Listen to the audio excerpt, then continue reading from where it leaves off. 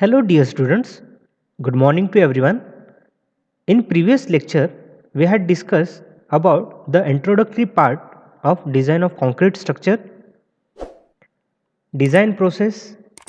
Design process is categorized into two types, that is functional design and structural design. Again, we had discussed the basic aspect of structural design, that is structural planning. Under head of structural planning, we had seen positioning of columns. In positioning of columns, we had discussed column should preferably located at or near the corners of buildings and at intersection of walls and beams. Selection of position of column so as to reduce the bending moment in beam. Avoid larger span in the beams. These points we have covered in the previous lecture. So in today's lecture, we will discuss the further basic aspect of structural design. So let's start today's session.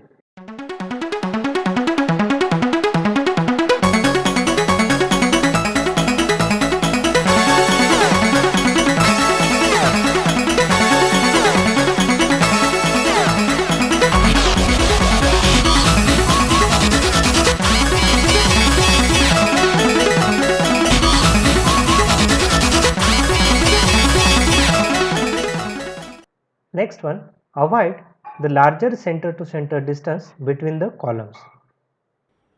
Larger spacing of columns not only increases the span and the cost of beams, but it increases the load on the column at each floor, posing problem of stocky columns in lower stories of multi-storied buildings. And heavy section of column lead to offsets from the walls and obstruct the floor area. तो इससे पहले हमने जो structural design का aspect देखा है तो वो था avoid the larger span of beams. Similarly ये भी उसी टाइप का एस्पेक्ट है जिसमें हमें जो कॉलम का सेंटर टू सेंटर डिस्टेंस है उसको लार्ज होने से अवॉइड करना है. तो उससे क्या होता है, if centre to centre distance between the columns increases, the span length of beam is also increases. For example, ये और ये दूसरा कॉलम है, ये पहला कॉलम है और ये दूसरा कॉलम है, तो इसको कनेक्ट करने वाला क्या है, बीम है. अगर ये कॉलम का सेंटर टू सेंटर डिस्टेंस अगर इंक्रीज हो जाता है तो वो केस में ये जो बीम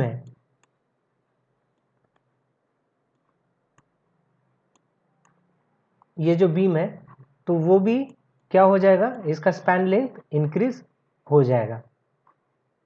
तो अल्टीमेटली जो बीम का कॉस्ट है वो भी इनडायरेक्टली इंक्रीज हो जाएगा और इसका स्पैन लेंथ इंक्रीज होने से इस पे जो लोड आने वाला है बीम पे, उसका सेल्फ वेट है, तो वो भी इंक्रीज हो जाएगा और बीम का जो लोड है इस कॉलम पे ट्रांसफ़र होने वाला है और इस कॉलम पे ट्रांसफ़र होने वाला है, तो वो भी अल्टीमेटली, तो कॉलम का भी लोड अल्टीमेटली इंक्रीज हो जाएगा. तो मल्टी स्टोरी बिल्डिंग में क्या हो जाएगा, जो लोअर स्टोरी के कॉलम्स है तो उनका जो डायमेंशंस है तो वो हमें इंक्रीज करना पड़ेगा, तो उसे हम स्टॉकी कॉलम कहते हैं. स्टॉकी कॉलम मतलब जिसमें आपका जो कॉलम की डायमेंशंस है, ब्रेड्थ है और दूसरा डेप्थ है, तो ये इंक्रीज होते हैं, तो उसमें crushing mode of failure occur होता है as compare to buckling mode of failure, तो उसे हम स्टॉकी कॉलम कहते हैं.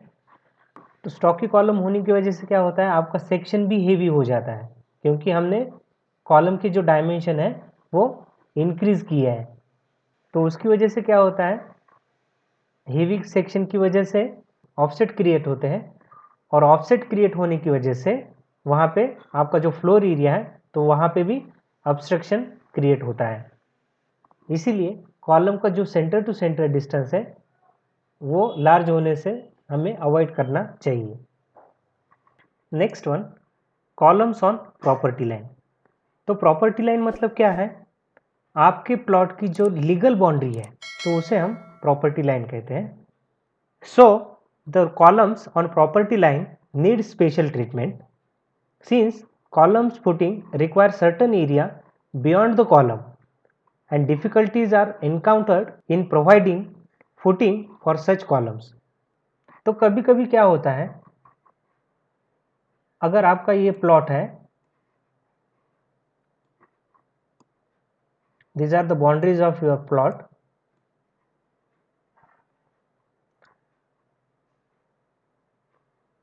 तो ये केस में अगर कॉलम आपका ये बाउंड्री लाइन पे आता है लाइक दिस, तो वो केस में इसका जो फुटिंग है, इस कॉलम का जो फुटिंग है, तो वो क्या हो जाएगा, इस प्रॉपर्टी लाइन के बाहर चला जाएगा। इस प्रॉपर्टी लाइन से हाफ पोर्शन ऐसा बाहर चला जाएगा। तो वो केस में ये कॉलम प्रोवाइड करने में डिफिकल्टीज आते हैं। तो उसके लिए क्या करना चाहिए? So in such cases the column may be shifted inside along a cross wall to make room for accommodating the footing within the property line, or a combined footing or stack footing may be provided।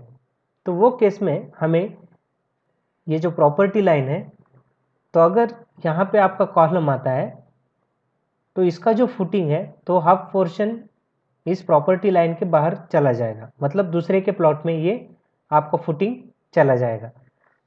तो वो case में अगर यहाँ पे cross wall है तो इस column को हमें along a cross wall we have to shift this column so that the footing accommodate within the property line। तो यहाँ पे ये जो दो कॉलम थे तो हमने इनको शिफ्ट किया है, जो क्रॉस वॉल आया है तो along that wall we shift this column so that the footing portion accommodate within the property line। दूसरे केस में ऐसा भी कर सकते हैं। एक तो पहला केस ये है कि आप ये कॉलम जो है तो ये अलोंग क्रॉस वॉल इसको शिफ्ट कर सकते हैं, और दूसरे केस में अगर आपको कॉलम प्रॉपर्टी लाइन पे ही प्रोवाइड करना है तो उस केस में आपको इस कॉलम का जो फुटिंग है वन साइड फुटिंग प्रोवाइड करना पड़ेगा, और ये जो दूसरा कॉलम है उनको कनेक्ट करने वाला स्ट्रैप बीम आपको प्रोवाइड करना पड़ेगा। तो उसको हम कंबाइन फुटिंग कहते हैं। तो ये दो अल्टरनेटिव्स हम कॉलम के लिए प्रोवाइड कर सकते हैं। Next one, orientation of columns. So in orientation of column we have to consider following points while orientation of column। So number one, avoid projection of column outside the wall। According to the requirement of aesthetics and utility, projection of columns outside the wall in the room should be avoided, as they not only give the bad appearance but also obstruct the use of floor space and create problem in placing furniture with the wall। तो according to requirement of aesthetics and utility, ये wall है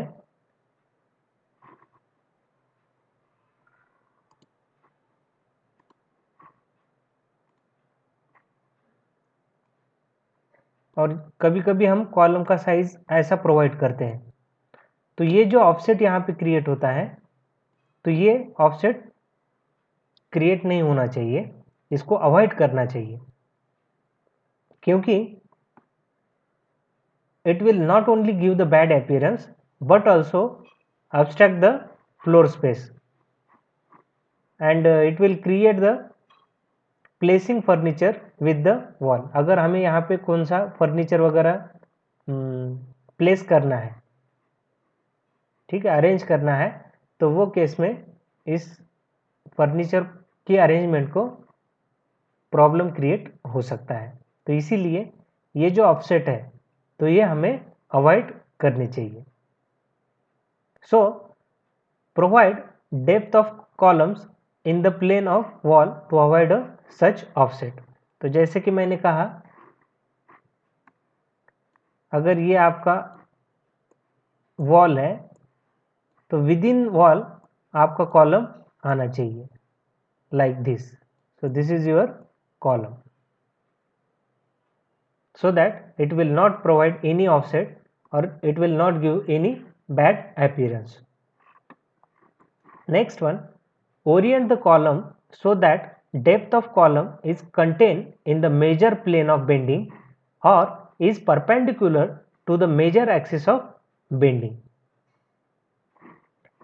When a column is rigidly connected to beams at right angles, it is subjected to moment in addition to axial load. In such cases, the column should be so oriented that the depth of column is perpendicular to the major axis of bending, that is, the depth of column shall be in the major plane of bending, so as to get larger moment of inertia and hence greater moment resisting capacity. तो इस aspect में हमें ये ध्यान रखना है, जब आपका column, let's suppose this is the column and this is the beam, तो ये केस में इस बीम का बेंडिंग एक्सिस कौन सा है, दिस वन। अगर प्लान में हम देखेंगे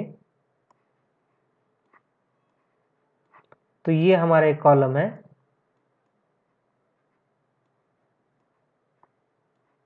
और दूसरा ये कॉलम है। तो इस बीम का जो बेंडिंग एक्सिस है तो वो कौन सा है, वाई एक्सिस में ये बीम बेंड हो जाएगा।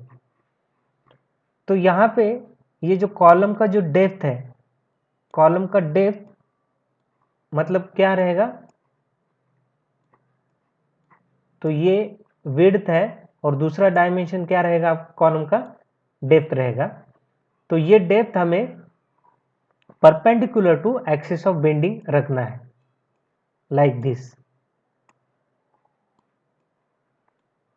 so that it will get larger moment of inertia and it will resist the maximum bending capacity. Next one, positioning of beams. In positioning of beams, first point we have to consider, that is, beams shall normally be provided under the walls or below a heavy concentrated load to avoid these loads directly coming on the slab.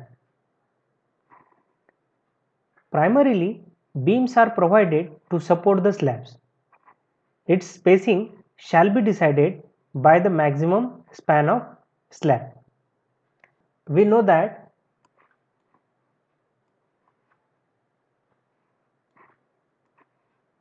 so this is the slab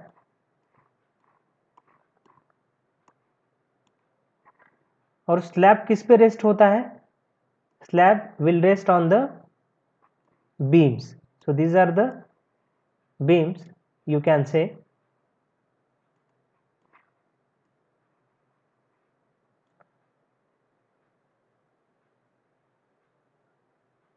तो इसमें अगर slab पे heavy concentrated load आता है तो वो case में वो हेवी कॉन्सेंट्रेटेड लोड स्लैब पे डायरेक्टली नहीं आना चाहिए। तो इसीलिए इस स्लैब को हम बीम पे रेस्ट करते हैं ताकि ये जो स्लैब का जो लोड है it will transfer to the beams. और ये जो मैक्सिमम स्पेसिंग है बीम का तो वो किस पे डिपेंड रहता है, ये बीम का स्पेसिंग जो है वो आपके मैक्सिमम स्पैन क्या है स्लैब का, तो उस पर डिसाइड करते हैं बीम का स्पेसिंग कितना होना चाहिए। तो maximum practical thickness of slab in case of residential or office public buildings is 200 mm, and the minimum thickness of slab will be taken as a 100 mm. So in the case of buildings with the live load less than 5 kN per meter square, the maximum spacing of beams may be limited to the values of maximum span of the slab given below. अगर आपका live load less than और equal to 5 kN पर metre square है तो वो case में हमें maximum spacing beam का कितना देना है, तो उसके कुछ लिमिटेड वैल्यूज़ है, तो वो वैल्यूज़ हम देखते हैं. So in the case of buildings with the live load less than 5 kN per meter square, the maximum spacing of beams may be limited to values of maximum span of the slab given below. तो यहाँ पे देखिए support condition है, slab type है और maximum recommended span of slab. तो cantilever में one way slab, two way slab है, तो मैक्सिमम रिकमेंडेशन कितना है वन वे के लिए 1.5 metre. Similarly for two way 2 metre. तो हमें बीम का स्पेसिंग कैंटिलीवर के केस में अगर आपका वन वे स्लैब रहता है तो मैक्सिमम स्पेसिंग ऑफ बीम कितना रहना चाहिए 1.5 मीटर और टू वे स्लैब में 2 metre. Similarly for simply supported condition one way slab, the maximum spacing of beams may be limited to 3.5 meter, and in case of two-way slab 4.5 meter. And third support condition is fixed or continuous. In one-way slab it will limited to 4.5 meter, and for two-way slab it will limited to 6 meter. So these are the maximum limited values of spacing of beams. Next one, avoid larger spacing of beams from deflection and cracking criteria. Larger span of beams shall also be avoided from the consideration of controlling the deflection and cracking. This is because it is well known that the deflection varies directly proportional to the cube of span and inversely proportional to the cube of the depth, that is L cube by D cube, and consequently increase in the D is less than increase in the span L, which result in the greater deflection for the large span. तो आपका जो deflection है तो deflection किस पे depend रहता है, so it will depend on the basic length of span by effective depth. It will depend on this ratio L by D. So consequently increase in D is less than increase in span L, which result in greater deflection for the large span. तो ये case में अगर आपने depth जो है effective depth increase किया तो directly deflection आपका क्या हो जाएगा, डिक्रीज हो जाएगा, क्योंकि deflection is inversely proportional to effective depth. और अगर आपने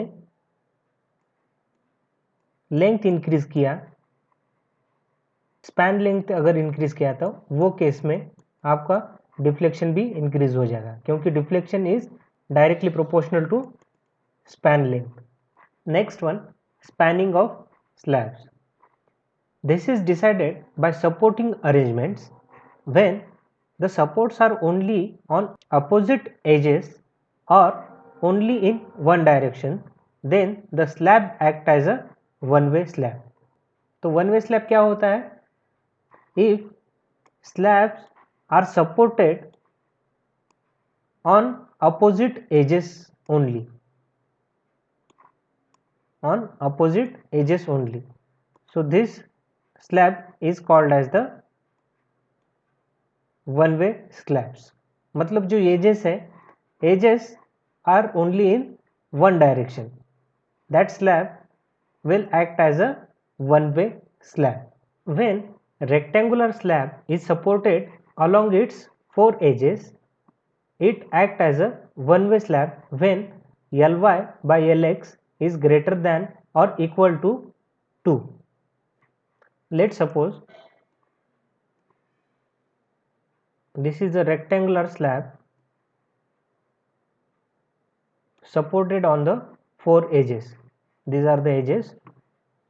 So let's consider this is the longer span we call as a Ly, and this is the shorter span we called as a Lx. So the ratio of Ly by Lx means the ratio of longer span to the shorter span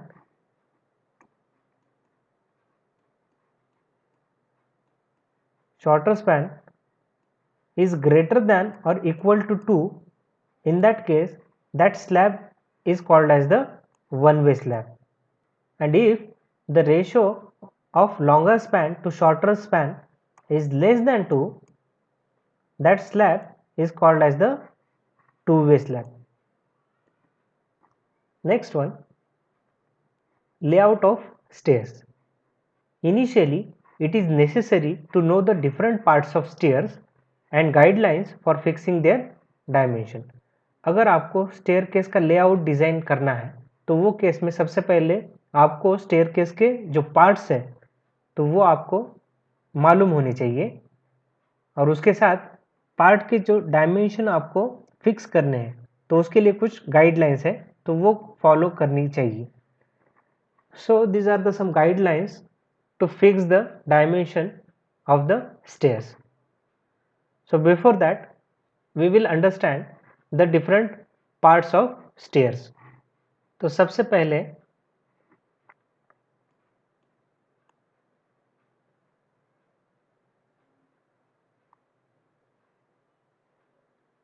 these are the steps of staircase.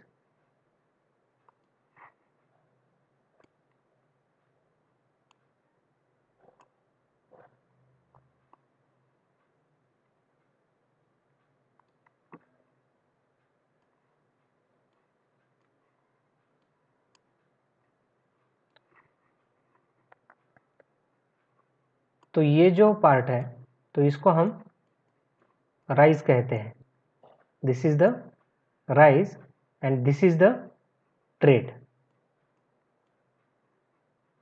Okay, this is the waste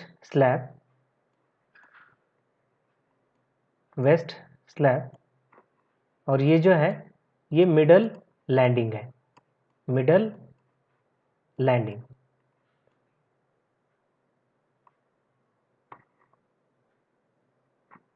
तो यहाँ पे ये trade का थोड़ा सा portion यहाँ पे बाहर निकालते हैं तो उसको हम नोजिंग कहते हैं. So these are the part of stairs. और यहाँ पे ये जो पिच है तो ये 38 डिग्री सेल्सियस नियर अबाउट रहता है, तो इसको हम पिच ऑफ स्टेयर कहते हैं.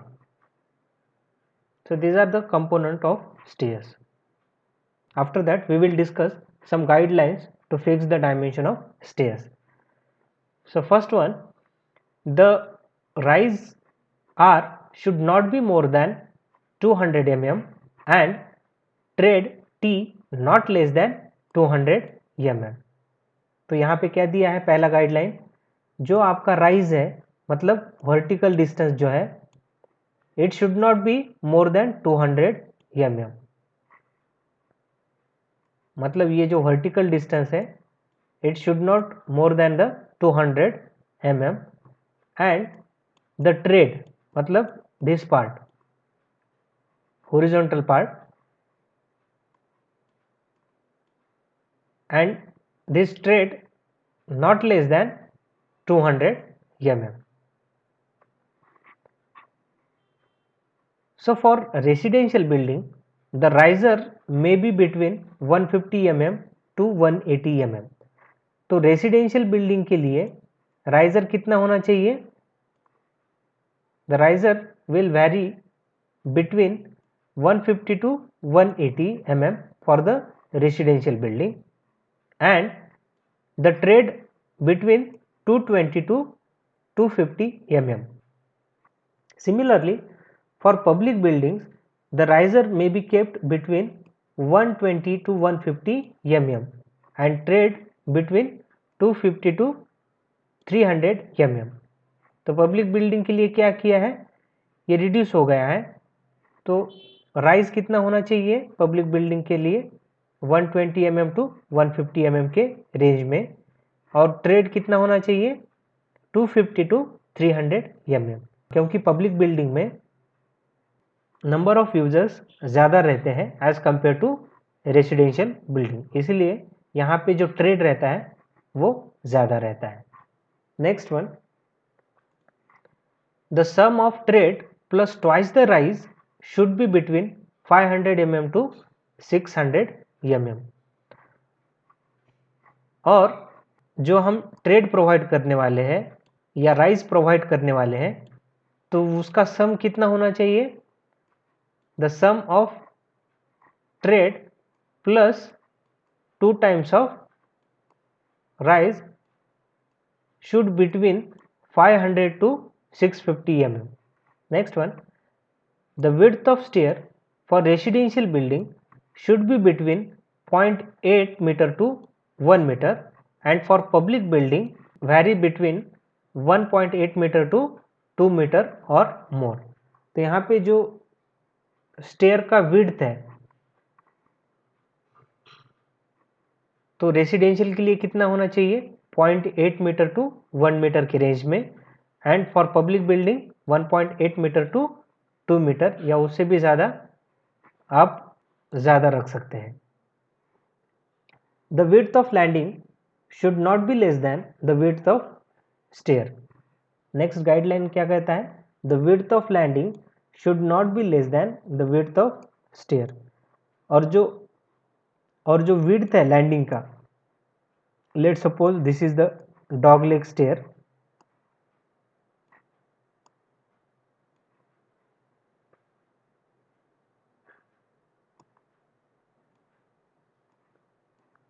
so these are the steps,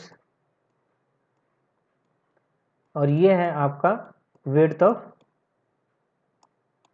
stair और ये आपका विड्थ ऑफ लैंडिंग। तो ये गाइडलाइन में हमें क्या देखना है, द विड्थ ऑफ लैंडिंग, मतलब this is the width of landing should not be less than the width of stair. Last one, the pitch of stairway should not be greater than 38 degree. तो जैसे कि हमने staircase के component में देखा है, जो पिच रहता है, पिच मतलब क्या है, यहाँ पे आपका ये स्टेयरकेस है, तो ये जो वेस्ट स्लैब का एंगल है, angle between the waist slab to the horizontal, तो इसे हम पिच कहते हैं। तो वो कितना होना चाहिए, मैक्सिमम 38 डिग्री होना चाहिए, it should not be greater than 38 degree. Next one, choice of footing type. The type of footing depends upon the load carried by the column and bearing capacity of the supporting soil. For frame structure, isolated column footing are normally preferred except in case of soil with very low bearing capacity. In this aspect of structural design, we have to choose the which type of footing we have to provide it. तो ये footing का type कौन से parameter पर depend है, तो पहला parameter है the maximum load coming from the superstructure to the column, ये पहला पैरामीटर है। और दूसरा bearing capacity of supporting soil, मतलब मैक्सिमम लोड कितना आ रहा है कॉलम पे, और दूसरा है सॉइल की बेरिंग कैपेसिटी कितना है। तो ये दो मेन पॉइंट्स है। तो उसमें देखिए, अगर आपका फ्रेम स्ट्रक्चर है तो उसके लिए नॉर्मली हम आइसोलेटेड कॉलम फुटिंग प्रोवाइड करते हैं। अगर आपकी बेरिंग कैपेसिटी बहुत ही कम है तो वो केस में हम आइसोलेटेड फुटिंग प्रोवाइड नहीं करते। तो वो केस में हम एक तो कंबाइंड फुटिंग या राफ्ट फाउंडेशन या पाइल फाउंडेशन हम प्रोवाइड करते हैं। तो वो आपके बेरिंग कैपेसिटी पे डिपेंड रहता है, सॉइल का बेरिंग कैपेसिटी कितना है। If such soil or black cotton soil exists for great depth, pile foundation can be appropriate choice। तो ऐसे केसेस में अगर आपकी बेरिंग कैपेसिटी सॉइल की बहुत ही कम है या ब्लैक कॉटन सॉइल एग्जिस्ट होती है, तो वो केस में हम पाइल फाउंडेशन को प्रीफर कर सकते हैं। If columns are very closely spaced and bearing capacity of soil is low, in that case raft foundation can be an alternative solution. For column on the boundary line, a combined footing or strap footing may be provided। तो जैसे कि हमने देखा है, अगर आपका frame structure है और बेरिंग कैपेसिटी सॉइल की ठीक ठाक है, तो वो केस में हम आइसोलेटेड कॉलम फुटिंग प्रोवाइड कर सकते हैं। लेकिन अगर आपके सॉइल की बेरिंग कैपेसिटी बहुत ही कम है या वहाँ पे ब्लैक कॉटन सॉइल एग्जिस्ट होती है, तो वो केस में हम we can prefer for the pile foundation. और तीसरा जो केस है, if the columns are very close spaced and bearing capacity of soil is very low, in that case raft foundation can be alternative solution. अगर आपके column closely spaced होते हैं तो वो केस में हम राफ्ट फाउंडेशन को प्रोवाइड कर सकते हैं।